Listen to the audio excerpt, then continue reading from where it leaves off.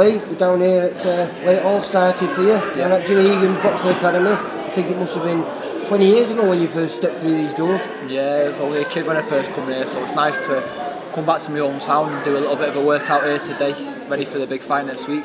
Yeah, well that's it. It's going to be a big fight too. It's for the IBF version of the European Crown. Yep. And I think it's the first time in 3 years that you fought in your hometown. Yeah, correct. I'm just looking forward to getting in there now. All the training's done, all the hard work's done, just getting ready for the final push now for the fight. Well, like I say, it must be nice to come back here because as a junior, you won I think 5 national titles out of this place. Yeah. And you know, like I say, you're fighting in the Wythenshawe Forum, which has been a great place for you on previous occasions. I think the first time I started doing the interviews was when you fought Max Maxwell. Yeah. But prior to that, you'd had a first round KO over there, and you fought the old Willie Warburton as well. Yeah, so it's good to come back. Like I said, win a title there and push on. Hopefully, get a big fight after this. So you know, we can't afford any slip-ups next week, and we're not going to. We've worked hard. Don't forget, you're still only a young man, aren't you? I mean, you're only just 24. 24, yeah. So I've still got. Yeah, I've still got a lot to come. Realistically, you're about 3 years away from peaking, and yet you've already fought for a world title. A big fight in his hometown, you know. The good thing with Jimmy was after that loss, like I said, he didn't dwell on it, he learned from it. You know, if you look when Alvarez lost to Floyd, a lot of people that have lost to Floyd have not come back the same, but Alvarez has. Jimmy, like, you know, he just basically took the fight on the chin and addressed things that he felt like he did wrong himself on the night. Didn't like point the finger at anybody, you know, he wanted to learn, you know, and progress himself, and like that's what has been happening week by week. It's been a long process and 6 fights like now, and that's what he's done. He's tried to put all the jigsaw puzzle pieces together and move forward because he wants to get back to that world title. You actually smashed up the whole jigsaw and you've rebuilt it again, because it is a totally different style that you're coming into the ring with now, which you feel will take you to being not just fight at world level but win a world title.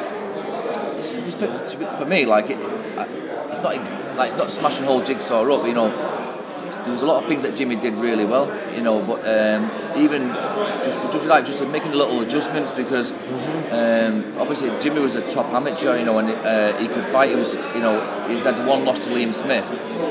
You know, and Liam's a world class operator.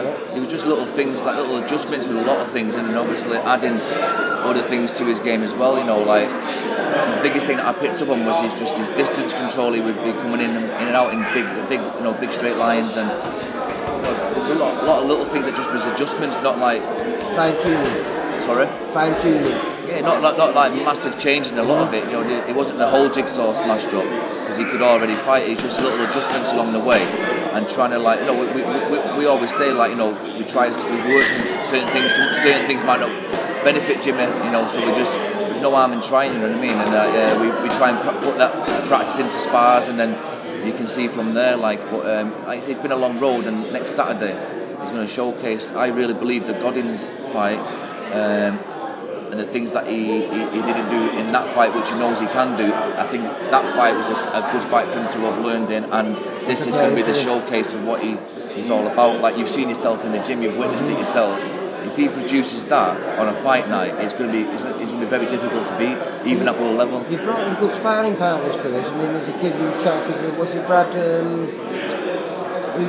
Brad Solomon, yeah. Yeah, now Brad's what, 26 and 1, is it? 26 and 1 welterweight. You know, last camp said we had Cecil McCallum over, so it's who you share the ring with in the gym every day, you know. And I like to challenge myself, and I'm good to have, you know, Brad coming over for this camp. Obviously, the last camp Lee reached out and got Cecil, so you know, I'm getting world class sparring all the time with the likes of Ajinder as well.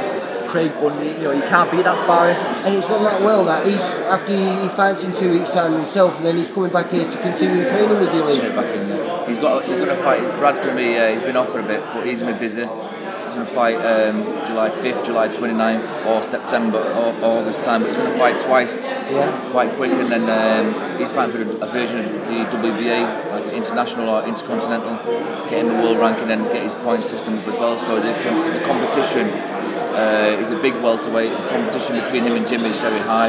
He's very skilled. He's a top amateur himself. He won 3 national golden gloves 3 years in a row. So and he beats some good back fighters. down training with you as well, hasn't he? Sorry? Virginia Singh has been back training. Yeah, Virginia's just come back in, so obviously he's not going to be able to work with Jimmy this camp, but Jimmy don't stay out the gym for 2 minutes, he's back in the gym. Yeah, I know that. Like, yeah, you can. I've got to keep him at the gym, but like he'll Monday, Tuesday be like he'll walk through the door at some point.